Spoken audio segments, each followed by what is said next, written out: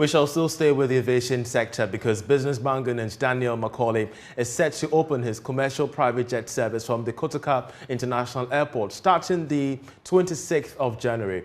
The terminal will offer total aviation service in Ghana's private sector space and is expected to employ close to 400 personnel. Take a listen to him as he spoke to my colleague George Raffi. We are taking this to another level. Traveling in Africa, traveling to certain places for businessmen, business executives, are very difficult, very expensive, and the need to open up this. McDan, we're always looking at opportunities. And these are big opportunities for the sub-region and for the whole Africa.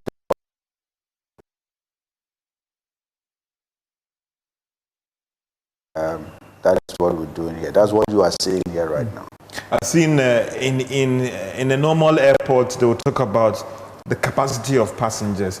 I stand to be educated when it comes to this whole private business and how things are going. I've seen the lounge here, the presidential suite, and things. Walk me through, let me understand. In terms of capacity, layman's understanding. This lounge, what will be the capacity if I can get that layman's understanding of it? Maybe I'm asking the wrong in terms of the right question. When we talk about private jet terminal, it's an FBO, fixed base operation. And this is where you can walk in as a private person and pick a flight and go anywhere you want to go. So, Chairman, hold on. I, George Raffi, if I have the money, I can walk in, make an arrangement for a private jet and fly on the private jet. Off you go. Interesting. Off you go. I mean, it's that easy. You can sit at the comfort of your home, pick a call and say, okay, I want to go to Brazzaville. A Maybach will come to your house and pick you. You get here 5 minutes, you're gone. You said the Maybach. Okay, sorry, go ahead. Yeah. So it's a whole suite of service provision in terms of when you sign up to this whole private thing. Exactly. Sorry, yes, you explained to me, sorry. Yeah, exactly. We'll come and pick you up, off you go. All arrangement is made, even in Brazzaville, who to receive you, how to receive you, hotels, all will be booked from here for you, if you so wish. We're making it very, very comfortable for businesses across the world. I mean, anybody can walk in here. We don't have limitation of where to go. Interesting. So in terms of, you're talking about anybody can walk in. How competitively priced is this whole private commercial business? Is that a certain George Raffi, who is an average businessman, can apply for your service? Well, this is not for boys anyway. It's for men. Okay. I mean, when I mean men, this is for businessmen. Okay. But if you have some good money, and you can come and George Raffi, maybe you are signing $1 billion loan and across the continent in Angola here, somewhere. In Angola somewhere, coming through here to fly for a couple of thousands of dollars, worth it. Meanwhile, if you are living here to Angola, you have to go to France. Or in Portugal or something. Or Portugal, before you come to Angola. Yet you can just fly from here straight to Angola, 2-3 hours, you are there. Close your deal and the flight will wait for you. Close your deal and you're back to Ghana. Yeah, it's that simple. In terms of the jets that you're offering, so is it going to be a 1 commercial jet, 2 commercial jets, or 3 commercial jets, or a lot of commercial jets that will be, private jet that will be available to offer the service offering? Well, the terminal will own its own jets. And we bring in the Bombardier, the Challenger, which take from 9 to 12 passengers. I see. We bring in the BB jet, Boeing, where for presidents and a good number of people, where you have your shower, your cafeteria, if you have your entourage, 12 or 15 people can travel with you in another compartment where you have your bed, you can sleep, your bedroom and all that. We bring in that one too. We bring in a helicopter here to be doing most of the movement when it comes to, how do we call it? When it comes to movement of bullions, when it comes to movement of cash, we're doing a tourism. The heli can, anywhere you want to go in Ghana, you can walk in here, the heli can take you. We'll be doing air ambulance also here. Every private jet coming into Ghana had to pass through this terminal. I see. You were explaining something to me about the helipad business as well. So this is not just a private commercial jet that is traveling outside, but even internally as well. You're offering a product that can do internal tourism as well. We're bringing a helicopter who you can hire to take you anywhere you want to go within Ghana. Yes, I mean, if you want to take it as commercial tourism, whatever, you want to look into the city of Accra, you can come here and fly through here. How convenient will this private commercial jets be in terms of the ease of flying people around? Because you've said earlier on, and traveling through Africa myself, several times I had to fly to France, come back, fly through London and come back. How convenient are these private commercial services that you're offering that anyone who wants to move within the continent and even across should come to you? The few people who would come through here to have a taste of what we have here can attest to that fact.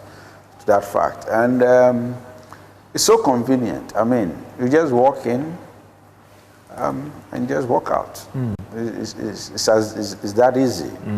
All the work will be done by us, both from here and over there.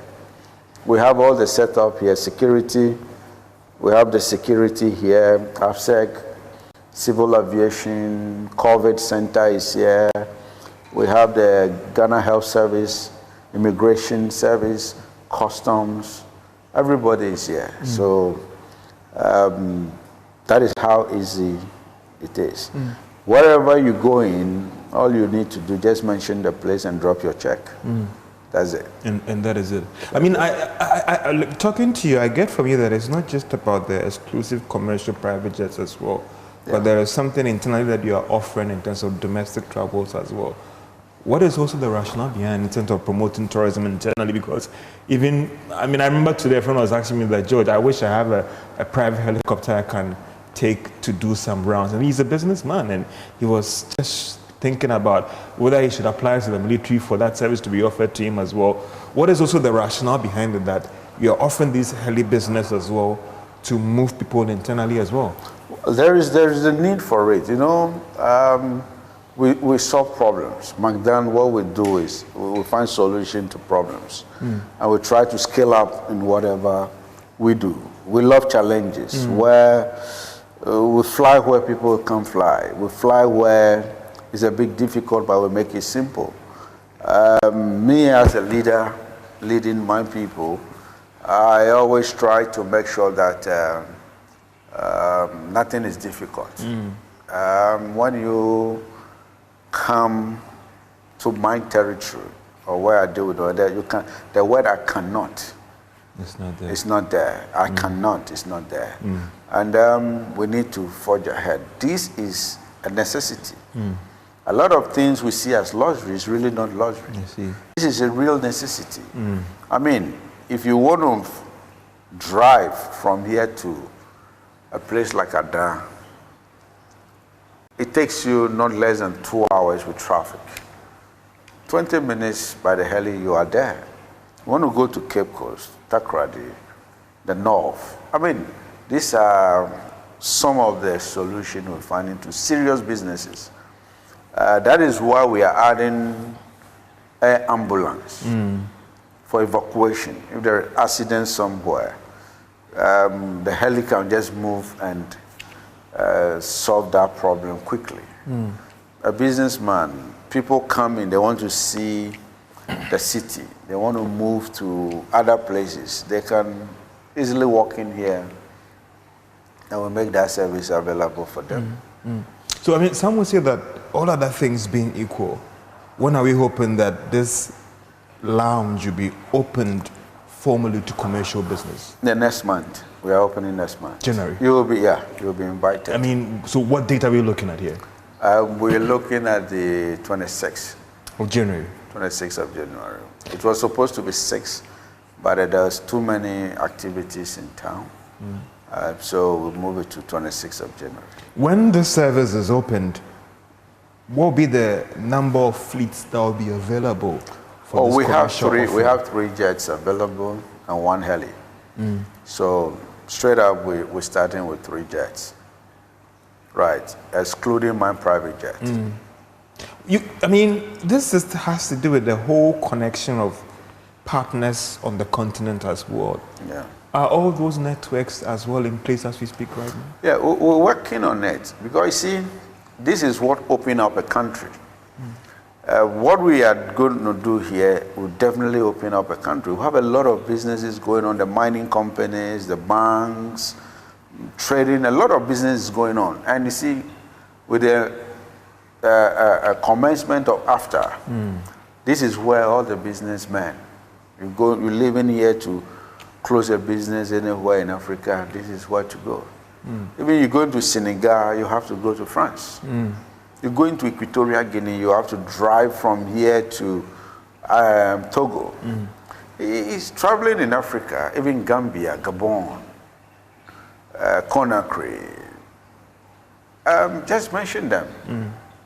Cameroon, where do you fly from? It's a hell. It's a hell. So that is the solution that we are providing here. There's a lot of business executives who will come on the ticket of AFTA, who will fly out of the ticket of the continental free trade. And this is the solution for them. Let's look at security-wise as well. What measures have you put in place, of course, in the era of terrorism, in the era of people trying to use these private jets for all sort of means as well?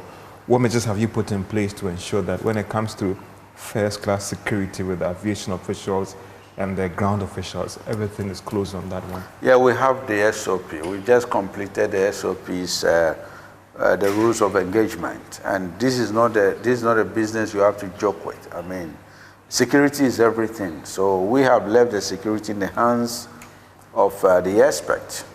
Aviation are putting down anything that is needed.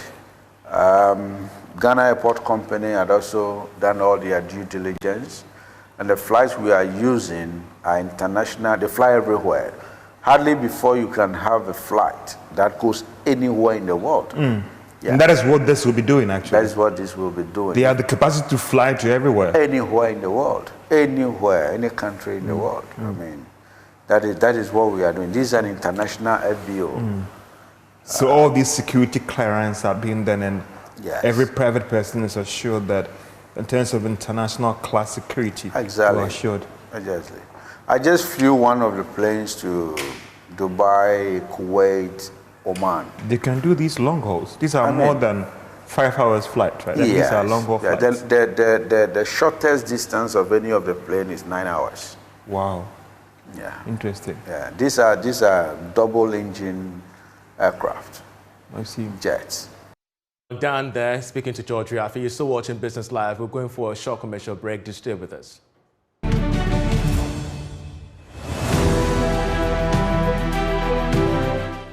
Well, just before the break was that interview between McDan, the CEO of McDan, and George Riafi. But for those of us wondering, can we afford the private jet? Take a listen to aviation expert Sean Mendes on this. Private jets are definitely something that are growing in popularity worldwide, and Ghana is no different, especially since the Ghanaian economy has been doing relatively well to the rest of Africa and pretty strongly over the last decade or so.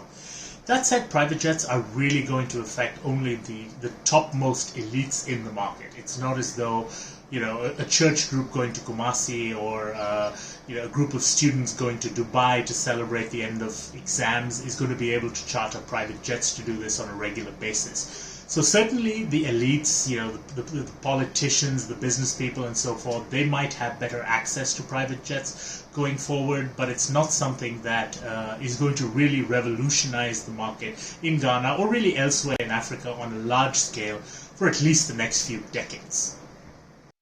I'm not sure whether Omicron is really going to be what depresses the aviation sector in 2022 as much as it is some of the knee-jerk reactions that governments take towards Omicron and other new variants which inevitably will crop up. The key thing that the airline industry, or in fact any industry, really needs to be able to sustain itself during downturns like a pandemic is having consumer confidence. And that means consistency in policies, consistency in actions, consistencies in protocol for travel, for purchasing, and so forth. When that is able to be established, the growth will automatically come as the consumers are more confident. And that's Sean Mendes there, ending this edition of Business Live. I'm Charles Ayete. For more news, do log on to myjoyonline.com. Many thanks for watching. Enjoy the rest of our programs.